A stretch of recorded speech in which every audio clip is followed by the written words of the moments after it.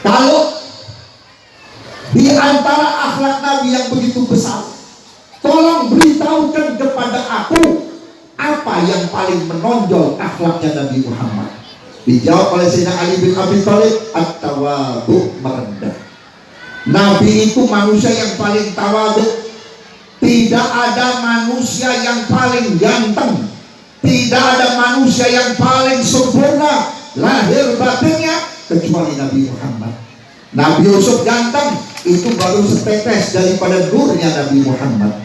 Tapi Nabi Muhammad biar ganteng gak sok ganteng, gak sok cakep, tetap merendah, tetap bersyukur kepada Allah Subhanahu wa ta'ala. Kedua, di dalam diri Nabi Muhammad merupakan satu keistimewaan bagi kita. Apa keistimewaannya? Contoh dalam ibadah. Tidak ada orang yang ibadahnya sehebat Nabi Muhammad.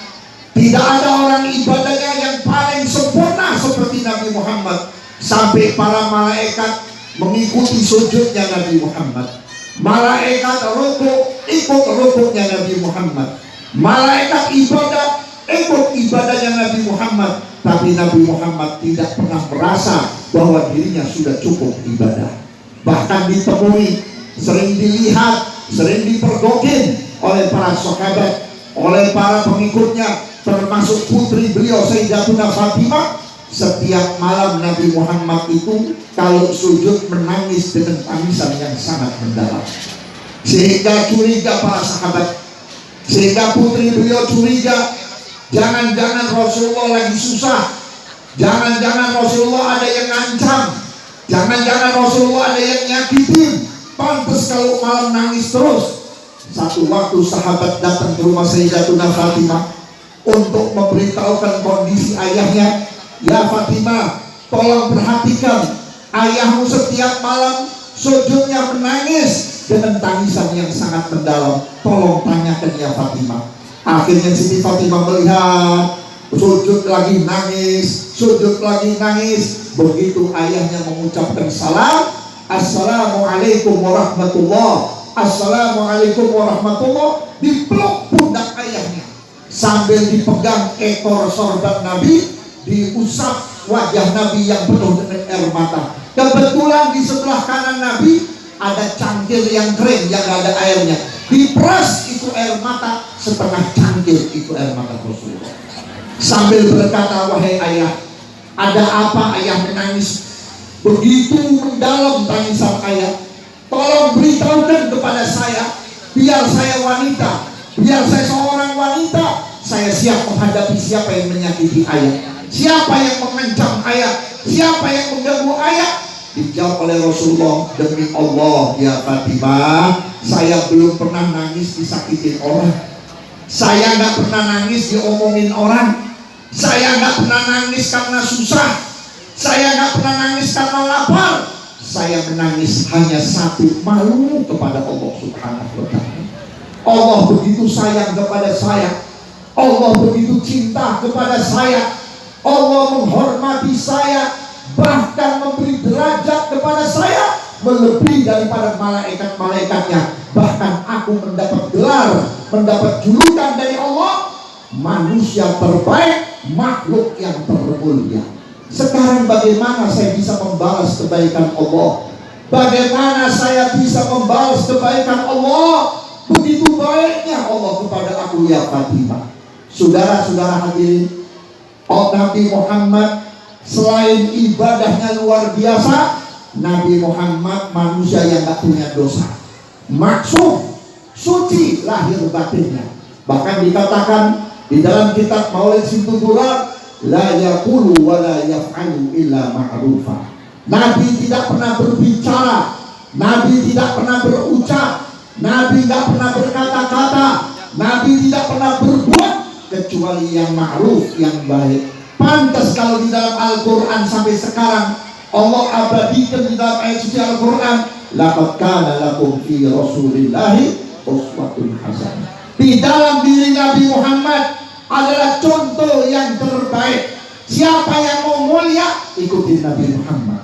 Siapa yang mau naik derajatnya, ikutin Nabi Muhammad. Siapa yang mau berkah, ikutin Nabi Muhammad. Karena di dalam diri Nabi Muhammad sudah lengkap Allah berikan di dalam jiwa Nabi Muhammad. Sebelum Allah memberikan kemuliaan kepada Nabi Muhammad, pertama yang ditanamkan di dalam hati Nabi Muhammad asyidku wal amanah, sifat jujur dan amanah. Nabi tidak pernah berkhianat, Nabi tidak pernah curang, dan Nabi pun tidak pernah berdusta atau berbohong. Saudara-saudara, ketika Nabi diutus menjadi Rasul, ada seorang Yahudi yang sangat benci kepada Nabi Muhammad.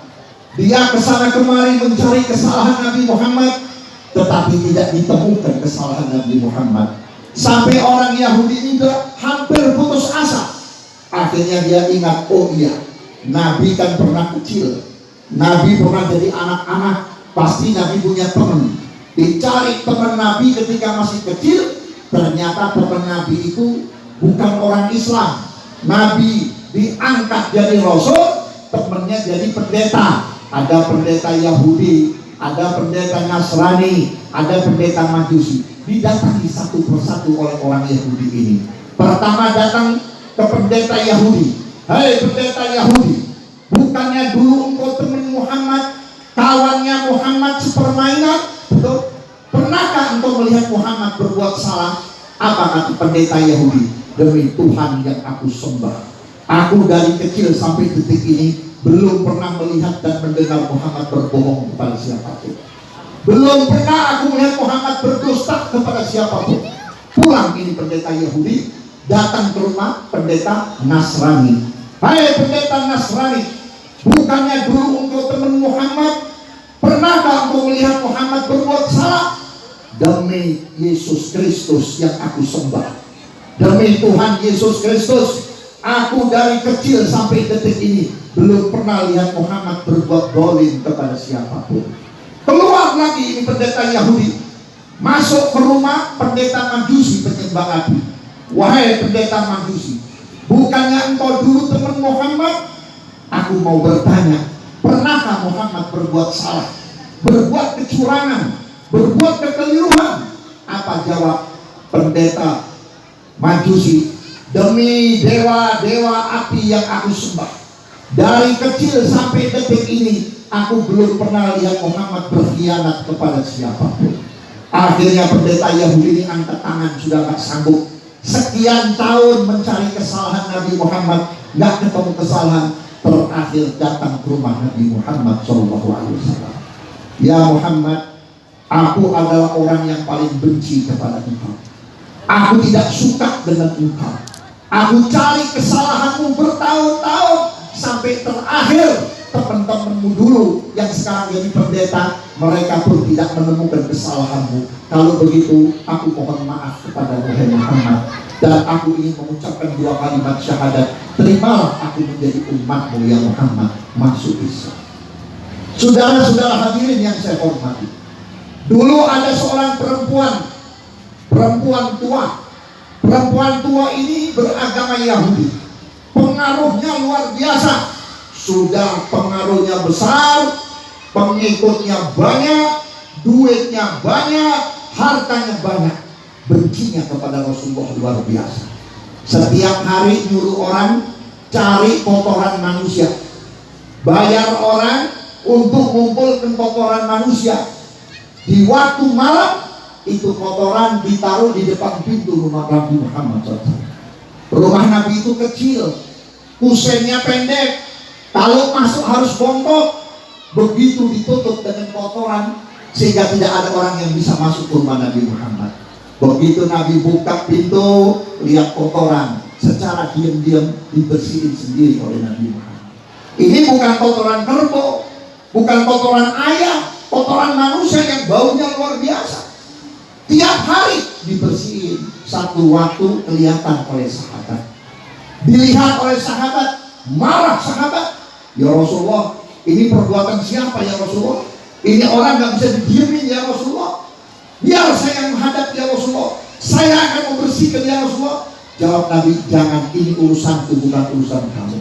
Jangan sekali-kali kamu bertindak tanpa izin dari aku. Karena tidak diizinkan oleh Nabi, sahabat dia tiap hari dibersihin. tiap hari bersih. Besok